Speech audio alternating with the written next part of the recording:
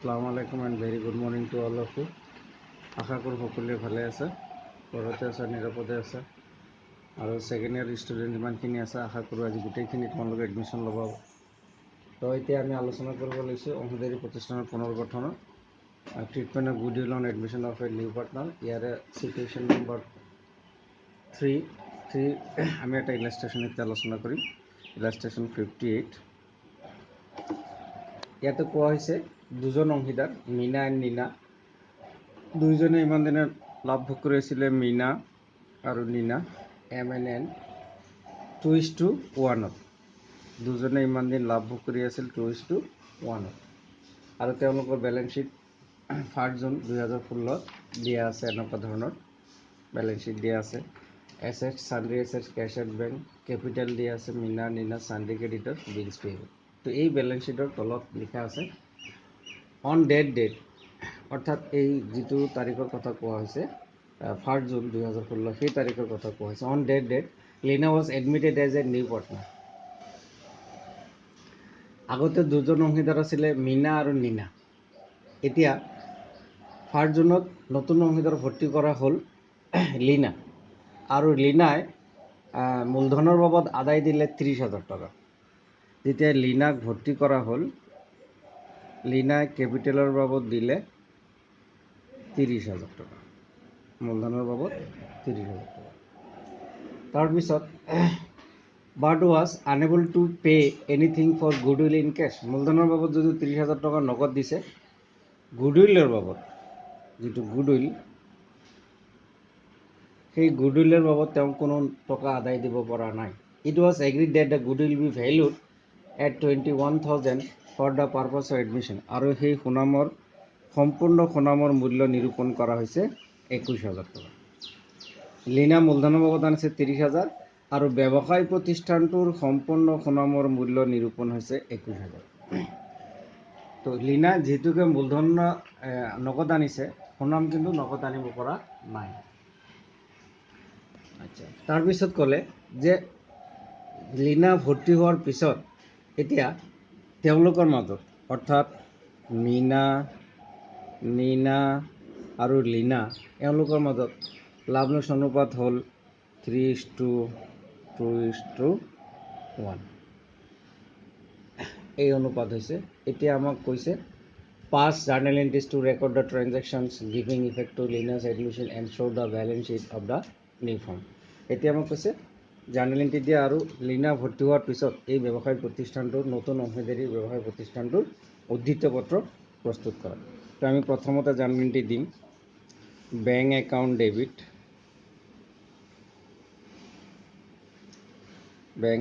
Debit, to Leena যিহেতুকে ভৰ্তি হৈছে টু লীনা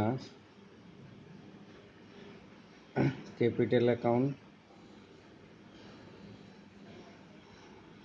মূলধনৰ বাবদ আনিছে 30,000 টকা।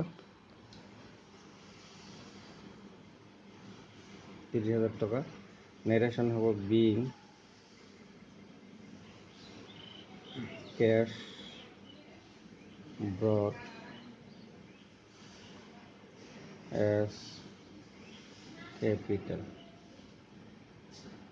এইটো হ'ল প্ৰথম জাৰ্নেল এন্ট্ৰি 30,000 টকা।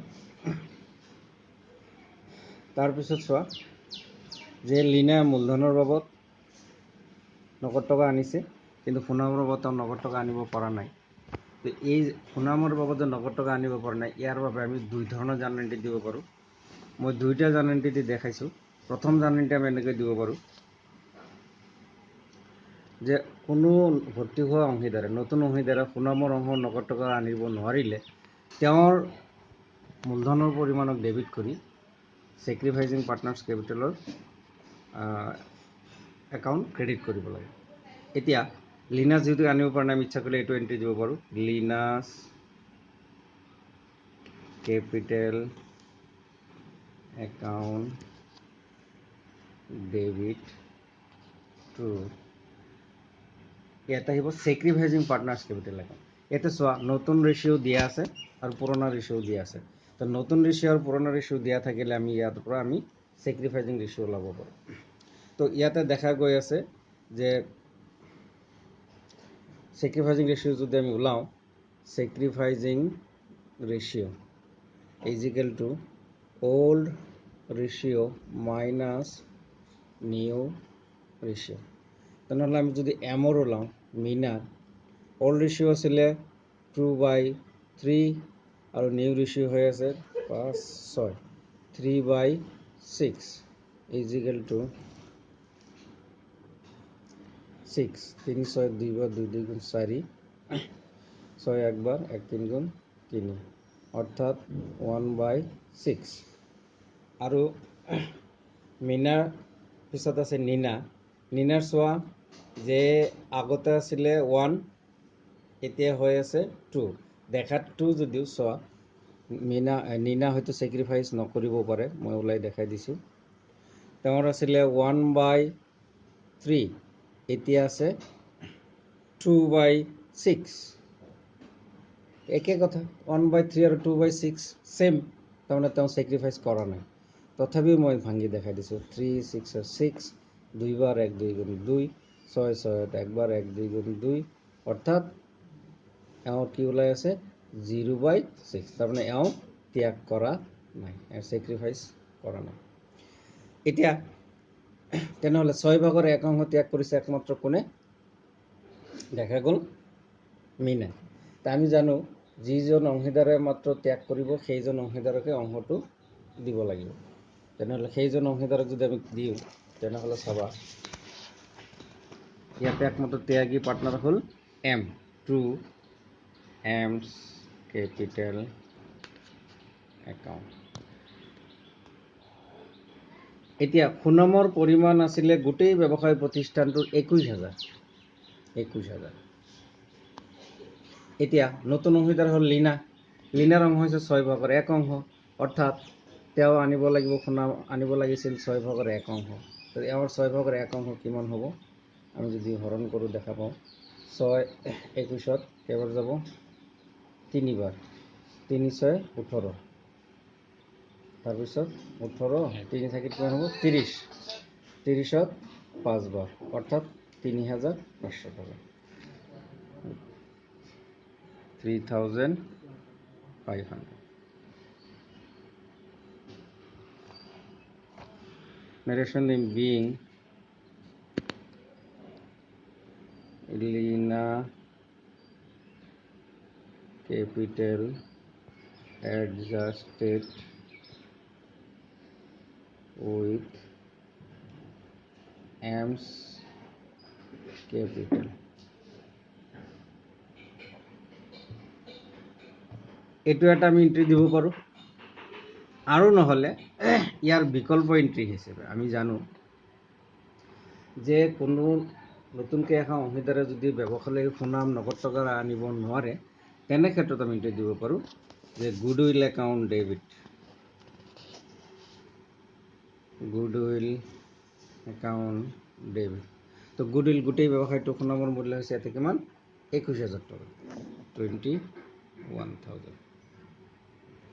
টু ওল্ড পাৰ্টনাৰ, ওল্ড এইটো ওল্ড পাৰ্টনাৰ। ওল্ড মানে ইয়াতে কোন? এমছ কেপিটেল একাউণ্ট, এনছ কেপিটেল একাউণ্ট। তো এই 21,000 টকা এম আৰু এনে অৰ্থাৎ পুৰণা অংশীদাৰে পুৰণা লাভ লোকচান অনুপাত মতে ভগাই ল'ব, অৰ্থাৎ 2:1। তো 2:1 যদি ভগাই লয় তেনেহ'লে কিমান হ'ব? 3 7 214, এজনে পাব 14,000 টকা, এজনে পাব 7,000 টকা। ভগাই লোৱা হ'ল। Narration of being goodwill credited to M's capital in according to their all profit sharing ratio. এই যে সুনাম ভগাই দিয়া হ'ল, এই সুনাম হিচাপত বহীত ৰাখিব নোৱাৰি। সুনাম যেতিয়া সম্পূৰ্ণ মূল্যলৈ বৃদ্ধি কৰা হয়, এই সুনাম এন্ট্ৰি দিয়াৰ পিছত এবাৰ হিচাপত বহীত লিপিবদ্ধ কৰাৰ পিছত ইয়াক আৰু আমি হিচাপত বহীত ৰাখিব নোৱাৰি, হিচাপত বহীৰ পৰা উঠাই দিব লাগে। উঠাই দিয়াৰ কাৰণে তাত এন্ট্ৰি হয়, এইটো এন্ট্ৰি হ'ব। তেতিয়া এমছ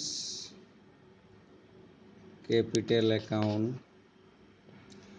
এনছ কেপিটেল একাউণ্ট, আৰু নতুনকৈ আহে লিনাছ কেপিটেল একাউণ্ট। অৰ্থাৎ ইয়াৰ হ'ব অল পাৰ্টনাৰ, অল মানে এইটো অল, এ ডাবল এল অল, সকলোবিলাক অংশীদাৰক ডেবিট কৰি টু গুডউইল একাউণ্ট। এতিয়া গুডউইল হ'ল কিমান? আমি পাইছিলোঁ 21,000 টকা। 21,000 টকা। এই গুডউইলখিনি ভগাই দিবলৈ সকলোবিলাক অংশীদাৰক according to their new profit sharing ratio'. According to their new profit sharing ratio' তেনেহ'লে 21,000 টকা আমি যেতিয়া ভগাই দিম, এমৰ অংশ হ'ব 21,000ৰ 6/3 অংশ। তো ইয়াত আমি পাইছিলোঁ 3,500, গতিকে 3 3 9 10 10,500, অর্থাৎ এমন ভাগত পৰি আছে 10,500। এনেকৈ ইয়াৰ ভাগত পৰিব 7,000 টকা, আৰু এজনৰ ভাগত পৰিব 3,500 টকা। তো চোৱা, আমি এই দুটা এন্ট্ৰিও দিব পাৰোঁ, ইচ্ছা কৰিলে এইটো এন্ট্ৰি দিব পাৰোঁ। এতিয়া চোৱা, তোমালোকক এটা বস্তু মই ক্লিয়াৰ কৰি দিছোঁ। গুডউইল আমি ডেবিট কৰিছিলোঁ 21,000, সেই গুডউইল আমি ক্ৰেডিট কৰিলোঁ 21,000, অৰ্থাৎ গুডউইল কি হ'ল? কেঞ্চেল, উঠি গ'ল হিচাপৰ পৰা। আকৌ চোৱা, ইয়াতে আমি যেতিয়া লিনাৰ্ছ কেপিটেল একাউণ্ট ডেবিট কৰিছিলোঁ 3,500, আৰু এমৰ কেপিটেল একাউণ্ট ক্ৰেডিট কৰিছোঁ 3,500। লিনাৰ মূলধনৰ পৰা 3,500 কমি গ'ল, এমৰ মূলধনৰ লগত 3,500 যোগ হ'ল। তেনেহ'লে চোৱা, ইয়াতে এমৰ মূলধনৰ লগত যোগ হৈছিলে কিমান? 14,000। এমৰ মূলধনৰ লগত যোগ হৈছে, ইয়াতে চোৱা, প্ৰথম এণ্ট্ৰি যিটো বিকল্প এণ্ট্ৰি দুটা দিছোঁ, এমৰ মূলধনৰ লগত যোগ হৈছে 14,000 টকা। আকৌ সেই এমৰ মূলধনৰ পৰা কমি গৈছে কিমান? 10,500 টকা। ডেবিট মানে কি? কমি গৈছে, মাইনাছ 10,500। তেনেহ'লে কিমান থাকিল? 3,500 হয়নে নহয়? এমৰ 3,500 থাকিল। আকৌ চোৱা, এনৰ মূলধনত আমি ক্ৰেডিট কৰিছিলোঁ কিমান? 7,000। এতিয়া চোৱা, এনৰ মূলধনৰ আমি ক্ৰেডিট কৰিছোঁ কিমান? 7,000। তেনেহ'লে এটা ডেবিট এটা ক্ৰেডিট বৰাবৰ হৈছে নে নাই? যিমান জমা আছিল সিমানেই ধাৰ, গতিকে তাৰ একাউণ্ট নীল। আকৌ চোৱা, লিনাক আমি ডেবিট কৰিছিলোঁ কিমান? 3,500। আকৌ চোৱা, লিনাক যেতিয়া আমি ডেবিট কৰিছিলোঁ 3,500, ইয়াতে লিনাৰ ডেবিট কিমান হৈছে? 3,500 হৈছে। সেইকাৰণে কোৱা হৈছে যে হয় আমি এইটো এণ্ট্ৰি দিব পাৰোঁ, নহ'লে এইটো নিদিলে তাৰ সলনি আমি দুটা এণ্ট্ৰি দিলোঁ। ৰিজাল্ট যায় কিন্তু ইফেক্টিভ ৰিজাল্ট যিটো 3,500 টকা, সেইটোৱে কিন্তু থাকিব। ট্ৰিটমেণ্ট কৰিলে, হিচাপ যোগ বিয়োগ কৰিলে 3,500 টকাই থাকিব। তো এই দুটা এণ্ট্ৰি আমি দিলোঁ। এতিয়া আমাক কৈছে হয় আমি এই দুটা এণ্ট্ৰি দিম, 1 আৰু 2, নহ'লে অৰ 3। তিনিটাৰ 3 দিলে 3ৰ 1 2 দুটা হ'ব। এতিয়া আমাক কৈছে বেলেঞ্চ শ্বীট বনাব লাগে। চাবা, জাৰ্নেল এণ্ট্ৰি হৈ গ'ল, এতিয়া আমি বেলেঞ্চ শ্বীট বনাম।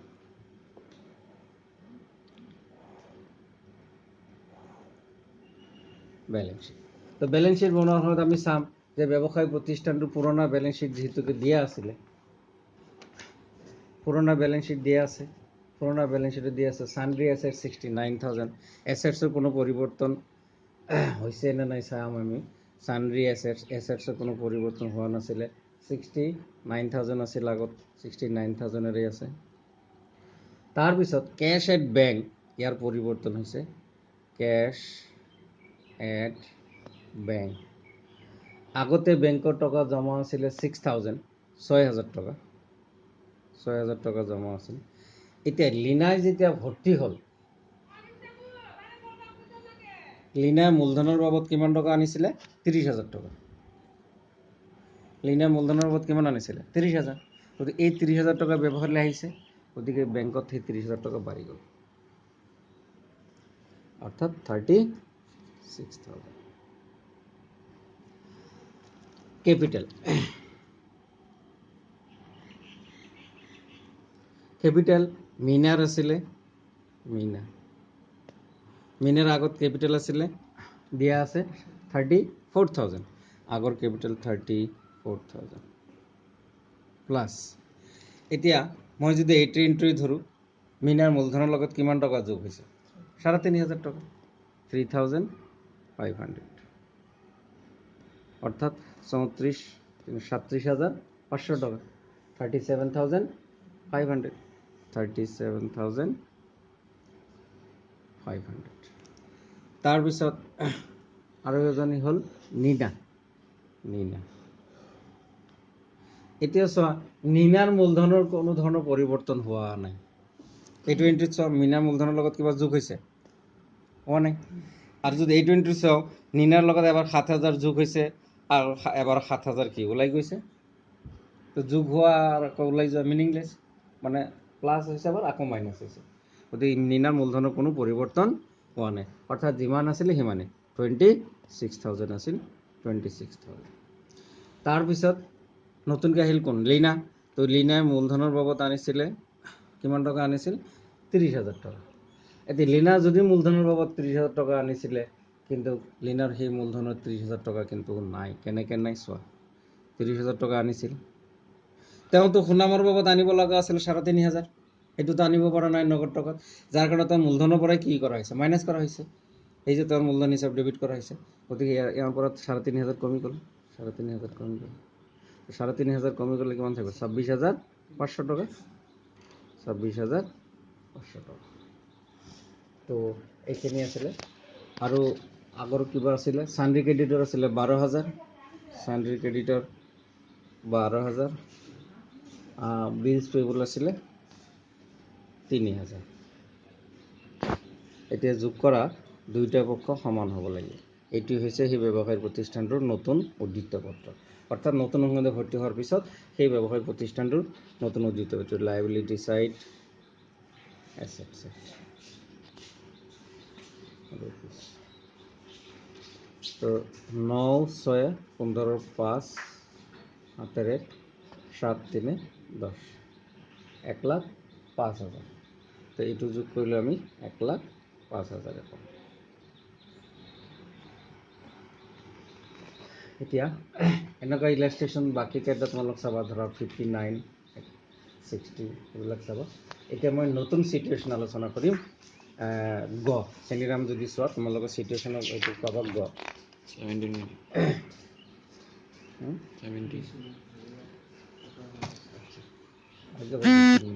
ইণ্ডিকেটৰ আলোচনা কৰিব পাৰিম তো যেতিয়া নতুন অংশীদাৰে তেওঁৰ সুনামৰ অংশ সম্পূৰ্ণ অংশ একাংশ নগদ টকাৰে আনিব পাৰে ইয়াতে কোৱা হৈছে when the new partner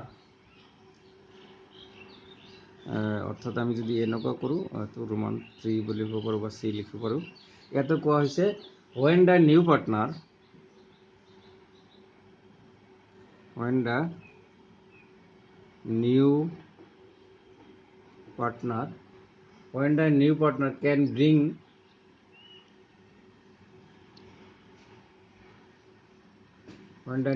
can bring in a portion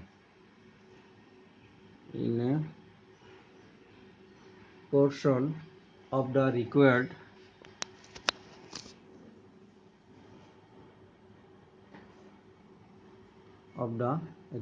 amount of goodwill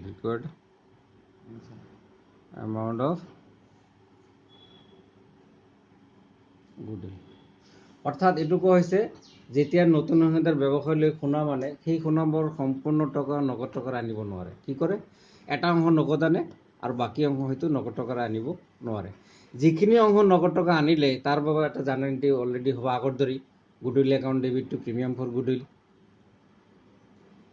আৰু যিখিনি নগদ টকাৰে আনিব নোৱাৰিলে যি অংশ সেইখিনি অংশ কি কৰা হয় সম্পূৰ্ণ মূল্য লৈ ফুল ভেলু লৈ ৰেইজ কৰা হয় আৰু ফুল ভেলু লৈ ৰেইজ কৰি পুৰণা অংশীদাৰসকলৰ মাজত পুৰণা অনুপাতত ভগাই দিয়া হয় দি কিনে আকৌ ইয়াক হিচাপত বহিৰ পৰা উঠাই দিয়া হয় যেতিয়া উঠাই দিয়া হয় তেতিয়া all partners capital account debit two গোটেই নতুন অংশীদাৰক সহ লৈ ডেবিট কৰি কি কৰা হয় গুডউইল একাউণ্ট ক্ৰেডিট কৰা হয় কৰি হিচাপত বহিৰ পৰা উঠাই দিয়া হয় এতিয়া তো এই চিটুৱেশ্যন নম্বৰ 3